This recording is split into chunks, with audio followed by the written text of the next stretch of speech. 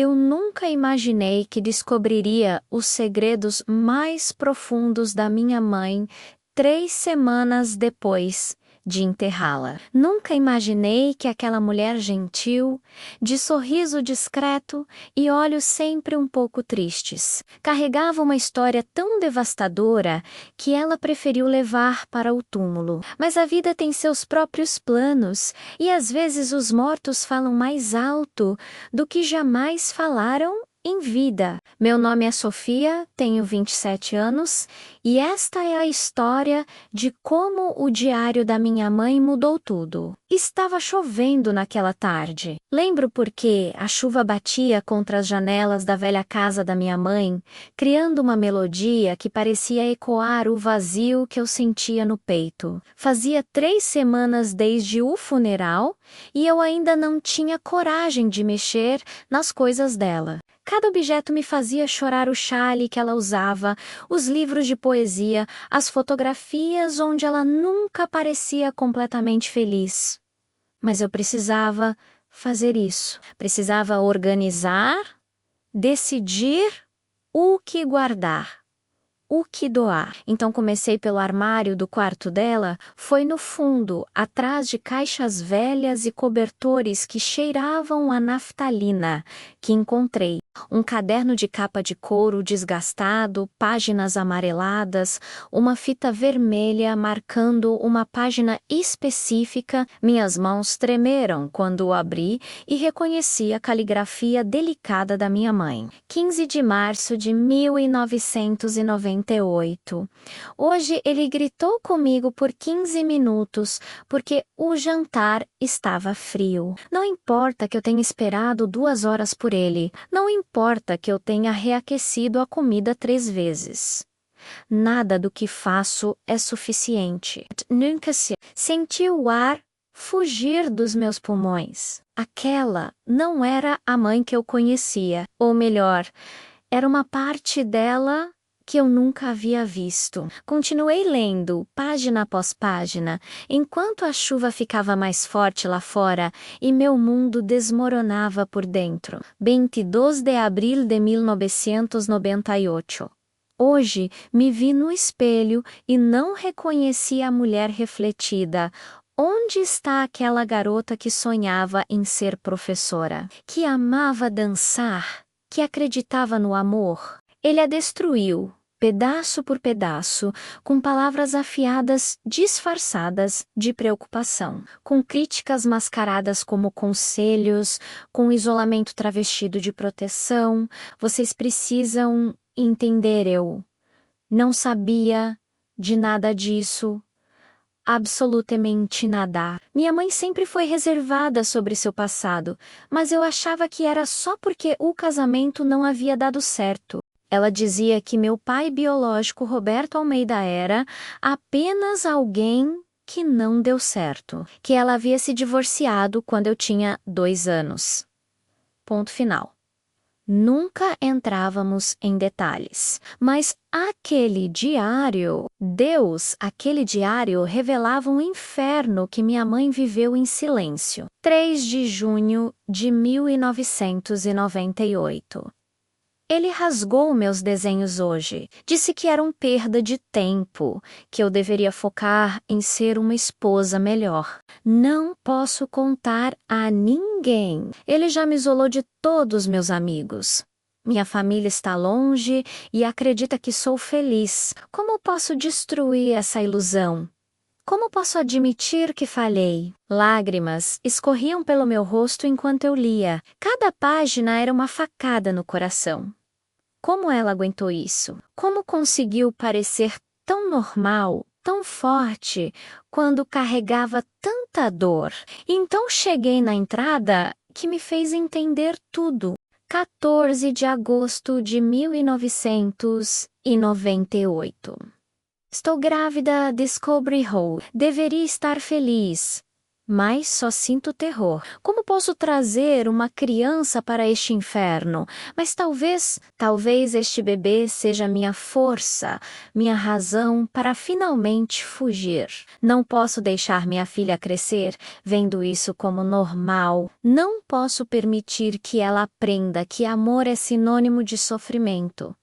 Eu era aquele bebê. Eu fui a razão pela qual minha mãe encontrou coragem para escapar. Fechei o diário por um momento, soluçando incontrolavelmente. Minha mãe havia me salvado antes mesmo de eu nascer e eu nunca soube, nunca agradeci. Passei minha adolescência reclamando que não tínhamos tanto dinheiro quanto meus amigos. Irritada, porque ela trabalhava demais porque era super protetora. Eu não entendia. Não sabia que cada precaução que ela tomava, cada centavo que economizava, era para nos manter seguras. As páginas seguintes documentavam o planejamento meticuloso da fuga da minha mãe. Ela economizou dinheiro em segredo, contatou um abrigo para mulheres, preparou documentos e em novembro de 1998, ela conseguiu 12 de novembro de 1998. Consegui. Estou livre. Sofia e eu estamos em segurança, mas o medo não me deixa. Roberto jurou que me encontraria. Disse que eu nunca seria realmente livre dele. Preciso ser forte pela minha filha. Preciso reconstruir nossa vida. Mas aqui está a parte que me destruiu completamente. O pesadelo da minha mãe não terminou com a separação. Continuei lendo e descobri que Roberto a perseguiu por anos. Ligações anônimas durante a madrugada, aparições inesperadas, ameaças indiretas através de conhecidos. Minha mãe conseguiu ordens de restrição. Mudamos de endereço várias vezes. Eu sempre achei que era por causa do trabalho dela, mas ela sempre viveu olhando por cima do ombro, sempre com medo. E então cheguei na última entrada, data 18 de julho de 2025. 2 meses antes da minha mãe morrer. 18 de julho de 2025. Vi Roberto hoje.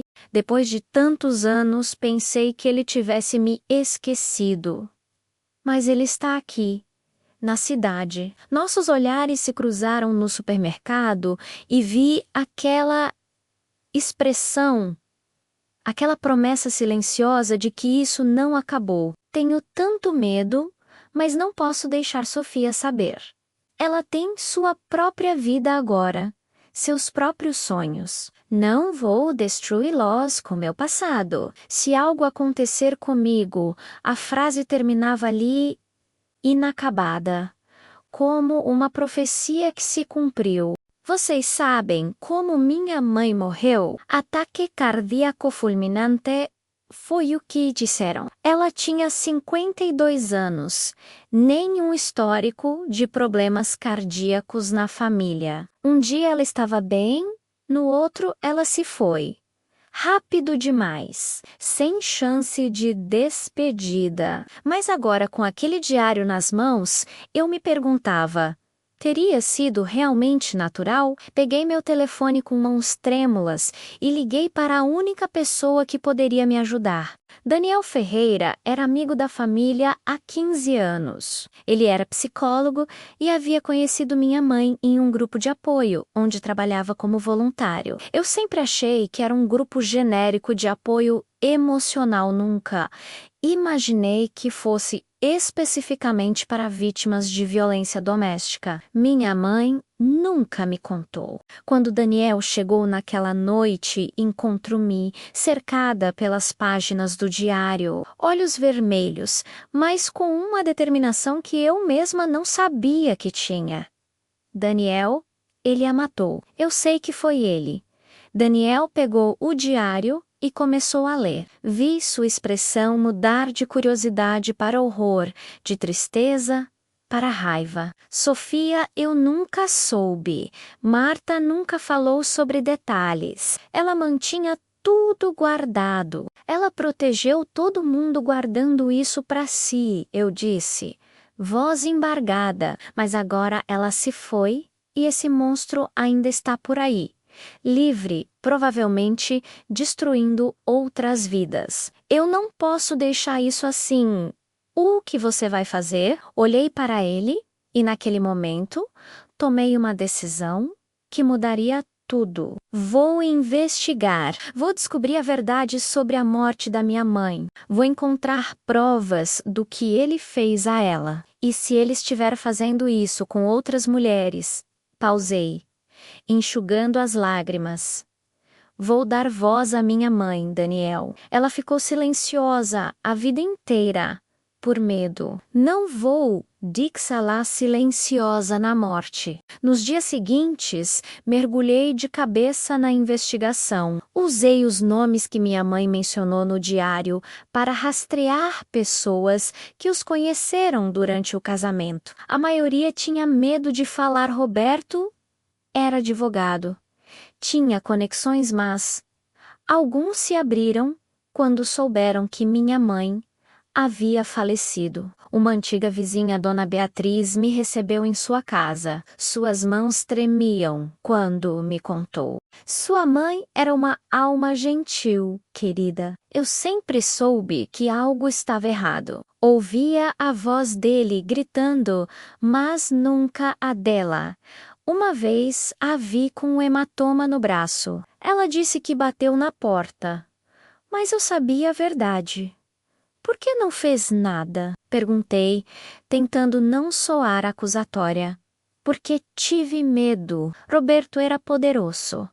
E naquela época, as pessoas não se envolviam. Carrego essa culpa até hoje. Cada conversa adicionava outra peça ao quebra-cabeça. Roberto era charmoso em público, monstruoso em privado. Um predador emocional que escolhia suas vítimas cuidadosamente. Enquanto isso, Daniel investigou a morte da minha mãe. O legista havia atribuído a causas naturais, mas Daniel descobriu que minha mãe havia consultado um cardiologista semanas antes e seus exames estavam perfeitos. Além disso, ela havia procurado ajuda psicológica de emergência 2 vezes nas últimas semanas de vida por crises severas de ansiedade. Ela disse ao terapeuta que estava sendo perseguida, que tinha medo por sua vida. A peça final do quebra-cabeça veio quando consegui acesso aos registros telefônicos dela. Nas semanas antes de morrer, minha mãe recebeu dezenas de ligações de números bloqueados, principalmente de madrugada. Terror psicológico sistemático. Mas a descoberta mais chocante veio quando investigamos Roberto. Ele havia se casado outras 3 vezes depois da minha mãe. 2 das ex-esposas tinham ordens de restrição contra ele. A terceira havia desaparecido misteriosamente 5 anos atrás, caso nunca solucionado. Precisamos ir à polícia, Daniel insistiu. Com o quê? Um diário e coincidências. Respondi, frustrada. Ele é advogado, sabe manipular o sistema. Então, o que você sugere? Precisamos de uma confissão ou de provas irrefutáveis. Usando um perfil falso nas redes sociais, fiz contato com as ex-esposas de Roberto. Uma delas, Carla, concordou em me encontrar. Nos reunimos em um café discreto. Carla tinha aquela aparência que eu agora reconhecia quebrada, mas tentando parecer inteira, sorrindo, mas com os olhos carregando um peso invisível, como minha mãe. Ele me disse que eu era louca, Carla começou. Voz baixa, fez todos acreditarem nisso. Me isolou de tudo e de todos. Quando consegui deixá-lo, ninguém acreditou em mim. Disseram que eu estava exagerando, que Roberto era um homem respeitável. Empurrei o diário sobre a mesa. Minha mãe passou pelo mesmo. Ela documentou tudo. Carla leu algumas páginas e começou a chorar. É exatamente igual. As mesmas táticas, as mesmas palavras. É como se ele seguisse um roteiro. Ele segue, confirmei, e vai continuar destruindo vidas se não o pararmos. Eu tentei processá-lo. Gastei tudo que tinha em advogados. Ele conhece todas as brechas legais. O que você pode fazer que eu não consegui? Ele está envolvido em pelo menos uma morte minha mãe, possivelmente mais. Preciso fazê-lo admitir ou encontrar evidências que a polícia não possa ignorar. Fui à polícia, mas foi tão frustrante quanto imaginei. O detetive me ouviu educadamente, mas deixou claro que não tinha evidências suficientes. Um diário e ligações anônimas não constituem prova de crime, senhorita. O ataque cardíaco foi verificado por médicos. Saí da delegacia me sentindo derrotada. Mas então, Daniel me deu uma notícia. Roberto está sendo processado por uma quarta ex-esposa, Juliana, por violência doméstica. Desta vez há fotos, registros hospitalares, testemunhas.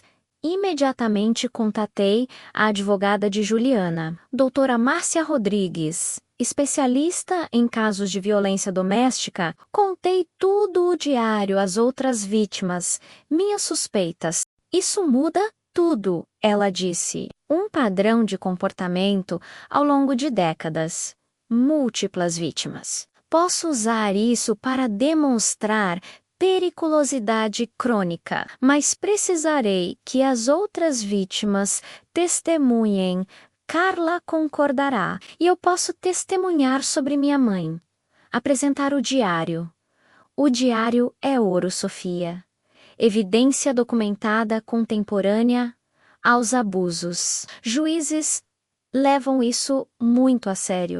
Pela primeira vez em semanas, senti esperança. O julgamento de Roberto Almeida atraiu a atenção da mídia. No primeiro dia, sentei na galeria e o vi entrar, cabelo grisalho impecável, terno caro, expressão confiante. Quando nossos olhos se encontraram, vi reconhecimento e preocupação passar pelo rosto dele. Ele sabia quem eu era. O testemunho de Juliana foi devastador.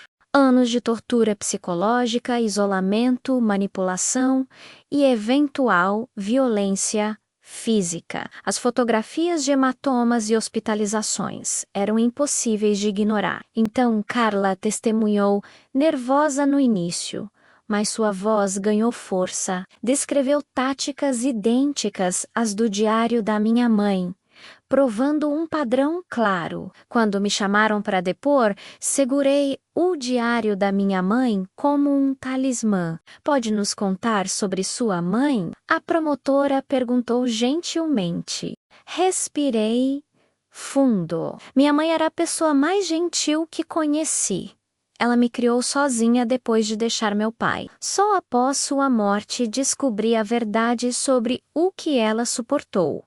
A promotora leu várias entradas do diário em voz alta. Vi alguns jurados chorando. Roberto permanecia impassível, mas suas mãos estavam cerradas. Você acredita que o tratamento infligido por Roberto Almeida contribuiu para a morte prematura de sua mãe? Minha mãe viveu com medo por 27 anos. Mesmo depois de deixá-lo, ele a perseguiu. Nas semanas antes de morrer, ele reapareceu. Ela teve crises de ansiedade documentadas. Minha mãe morreu de ataque cardíaco aos 52 anos, sem histórico familiar de problemas cardíacos. O estresse crônico mata. E ele foi a fonte desse estresse durante mais da metade da vida dela.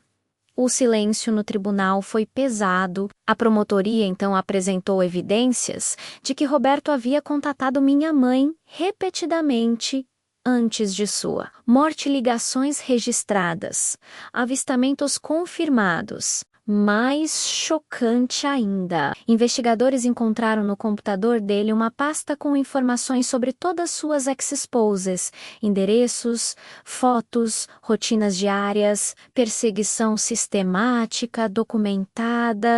Uma psicóloga especialista em abuso doméstico testemunhou sobre como abusadores como Roberto operam destruindo a autoestima, usando controle coercitivo, causando danos psicológicos profundos que raramente deixam marcas físicas. Homens como o réu são extremamente hábeis em apresentar uma fachada respeitável enquanto torturam suas vítimas em privado. Eles escolhem vítimas empáticas e gentis exatamente as qualidades que depois exploram impiedosamente. O julgamento durou 3 semanas. Foram as 3 semanas mais difíceis da minha vida. Todas as noites eu relia o diário da minha mãe, conhecendo aspectos dela que nunca havia visto. Sua coragem, sua força, seu amor incondicional, apesar de toda a dor. Daniel ficou ao meu lado o tempo todo. Uma noite, após um dia particularmente difícil, ele me encontrou chorando no corredor. Ela era tão forte e eu nunca agradeci. Passei minha adolescência irritada porque trabalhava demais, porque era super protetora. Não entendia que ela estava me protegendo, que cada centavo economizado era nossa segurança. Ela sabia que você a amava, Daniel disse, e você está fazendo exatamente o que ela faria protegendo outras pessoas dele, mas ela se foi. Eu ganharia este caso 1000 vezes se isso a trouxesse de volta. Você está dando a ela algo que Roberto tentou roubar uma voz. Está fazendo sua história ser ouvida, validada, acreditada. Isso importa mais do que imagina. O veredicto veio numa tarde cinzenta. O júri deliberou 8 horas antes de retornar. Segurei a mão de Daniel com força enquanto o juiz lia culpado de todos os crimes: violência doméstica agravada, perseguição, assédio, ameaças, violação de ordens de restrição. A sentença: 15 anos de prisão, com ordem de restrição permanente contra todas as vítimas após a soltura. Minhas pernas fraquejaram. Não era suficiente nunca. Mas era justiça, era validação.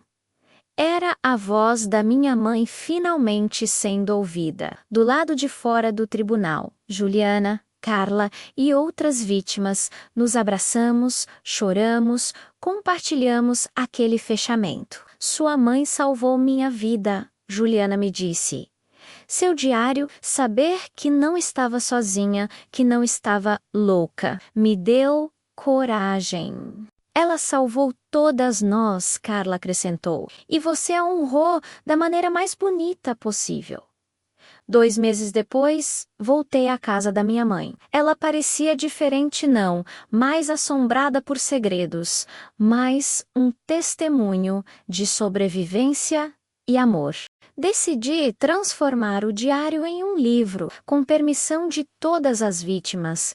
Contaria não só a história da minha mãe, mas de todas as mulheres destruídas por Roberto. Seria um recurso para outras vítimas, um alerta, uma validação para quem sofre em silêncio. Daniel me ajuda com o projeto, adicionando contexto psicológico e recursos. Estabelecemos também um fundo em nome da minha mãe para apoiar sobreviventes, ajuda jurídica, terapia, abrigos. Numa tarde tranquila, sentei no quarto dela com o diário no colo. Adicionei minhas próprias entradas nas páginas em branco no final. Mãe, conseguimos. Roberto foi condenado. Você pode finalmente descansar. Passei tanto tempo com raiva por você ter ido embora antes que eu pudesse realmente te conhecer. Mas agora percebo que te conheci a vida toda, cada sacrifício. cada precaução, cada vez que me segurou com aquele amor feroz tudo e irrevoca, a verdadeira você, a sobrevivente, a guerreira. Você não viveu para ver justiça, mas sua história a garantiu. Seu diário, suas palavras, sua verdade mudou tudo. Você pensou que estava documentando sua dor em segredo, mas na verdade criou um farol para outras mulheres encontrarem seu caminho. Continuarei sua luta, não com vingança, mas com propósito. Transformarei sua dor em poder, seu silêncio em canção. Esta é minha promessa. Você sempre disse que eu era sua força, mas você foi a minha também. E continuará sendo cada dia enquanto eu honrar seu legado, não apenas sobrevivendo, mas florescendo algo que ele nunca permitiu que você fizesse. Te amo. Sempre amei. E agora finalmente te entendo. Fechei o diário gentilmente, lágrimas caindo sobre a capa de couro. Lá fora, o sol se punha em tons de laranja e rosa cores de esperança, de novos começos. Pensei em todas as mulheres ainda presas em situações como a da minha mãe. Quantas permanecem silenciosas por medo, vergonha, falta de recursos? O trabalho está longe de terminar, mas naquele momento permiti-me sentir gratidão pela vida que minha mãe me deu, pelos sacrifícios que fez, pela coragem que demonstrou. Ela nunca se viu como heroína, mas foi exatamente isso. E agora, através das palavras que deixou e da filha que inspirou, Marta Silva finalmente tem o que merece: ser vista, ser ouvida, ser lembrada, não como vítima, mas como sobrevivente. O diário da minha mãe não era apenas um registro de sofrimento, era um legado de esperança. E eu garanto que esse legado viverá, ajudando uma mulher de cada vez a encontrar sua voz, sua força, seu caminho para a liberdade. Naquela tarde tranquila, sussurrei: descanse em paz, mãe. Eu continuo daqui. E de alguma forma, no silêncio, senti uma resposta à paz. Fechamento. Amor que nem a morte pode diminuir. A luta da minha mãe terminou, mas sua história e seu impacto estão apenas começando. Se você está passando por algo parecido, saiba, você não está sozinha. Sua história importa, sua voz merece ser ouvida. E há pessoas dispostas a lutar ao seu lado. Esta foi a história do diário da minha mãe, e a razão pela qual nunca deixarei outra mulher sofrer em silêncio se eu puder evitar. Eu só peço que você que acompanhou esta história até o seu final, compartilhe e inscreva-se no nosso canal.